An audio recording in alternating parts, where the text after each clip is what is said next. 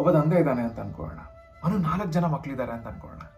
4 ಜನ ಮಕ್ಕಳಿಗಂತ ತಂದೆ ತಿಂಡಿ ತಂದು ಕೊಡ್ತಾನೆ. ಅದರಲ್ಲಿ 3 ಜನ ಮಕ್ಕಳು ತಿಂಡಿ ಕೈಗೆ ಸಿಕ್ಕ ತಕ್ಷಣ ಖುಷಿಯಿಂದ ತಕ್ಷಣ ತಿಂಡಿನ ತಿನ್ನೋಕೆ ಶುರು ಮಾಡ್ತಾರೆ. ಆದರೆ 4ನೇ ಮಗು ತಿಂಡಿಯನ್ನು ತಗೊಂಡು ಬರುತ್ತೆ, ತಂದೆಯನ್ನ ಪ್ರೀತಿಯಿಂದ ನೋಡುತ್ತೆ, ಮುಗುಳ್ನಗುತ್ತೆ, ಆ ತಿಂಡಿಯನ್ನು ತಂದೆಗೆ ತಿನ್ನಿಸೋ ಪ್ರಯತ್ನ ಮಾಡುತ್ತೆ.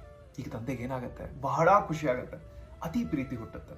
ಮಗುನ ಎತ್ತಿ ಮಳಲಲ್ಲಿ ಕೂರಿಸ್ಕೊಳ್ತಾನೆ, ಆ ತಿಂಡಿನ ವಾಪಸ್ ತಗೊಂಡು ಮಗುಗೆ ತಾನೇ ತಿನ್ಸೋಕೆ ಶುರು ಮಾಡ್ತಾನೆ. 4 ಜನಕ್ಕೆ ಸಿಕ್ಕಿದ್ದ ತಿಂಡಿನಲ್ಲಿ ಯಾವ್ದು ರುಚಿ ಈಗ ಅತಿ ಜಾಸ್ತಿ ಇತ್ತು ಅಲ್ವಾ?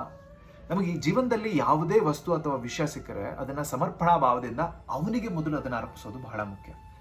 ಅರ್ಜುನನೂ ಅಷ್ಟೇ ಶ್ರೀಕೃಷ್ಣನ ಹತ್ರ ಸಮರ್ಪಣಾ ಭಾವದಿಂದ ಹೋದಾಗ್ಲೇನೆ ಶ್ರೀಕೃಷ್ಣ ಅರ್ಜುನನ ಜೊತೆ ನಿಂತ್ಕೊಂಡ, ಯುದ್ಧ ಮಾಡ್ದ, ಗೆಲ್ಲಿಸ್ದ.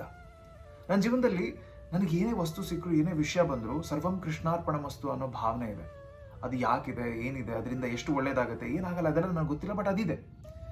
ಯಾವತ್ತೂ ಅಷ್ಟೇ ಆ ಸಂಪೂರ್ಣ ಸಮರ್ಪಣಾ ಮನೋಭಾವ ಇದ್ದಾಗಲೇ ವಸ್ತುಗಳು ನಮ್ಮನ್ನು ಕಂಟ್ರೋಲ್ ಮಾಡೋಲ್ಲ, ವಿಷಯಗಳು ನಮ್ಮನ್ನು ಕಂಟ್ರೋಲ್ ಮಾಡೋಲ್ಲ. ಕಂಟ್ರೋಲ್ ಮಾಡದೇ ಇದ್ದಾಗ ಅವನಿಗೆ ಅಷ್ಟು ಸಿಕ್ಕಿದೆ, ನಂಗೆ ಇಷ್ಟು ಸಿಕ್ಕಿದೆ ಅನ್ನೋ ಕಂಪ್ಯಾರಿಸನ್ ಬರಲ್ಲ. ಕಂಪ್ಯಾರಿಸನ್ ಇಲ್ಲದೆ ಇದ್ದಾಗ ನಾವು ಅದನ್ನು ಬಿಟ್ಕೊಡೋದು ಬಹಳ ಈಸಿ. ಬಿಟ್ಕೊಟ್ಟಾಗ ಇನ್ನಷ್ಟು ದೊಡ್ಡ ವಿಷಯಗಳು ಬರ್ತವೆ. ಇನ್ನಷ್ಟು ದೊಡ್ಡ ವಿಷಯಗಳು ಬಂದಾಗ ಜೀವನ ಇನ್ನಷ್ಟು ಚೆನ್ನಾಗಿರುತ್ತೆ.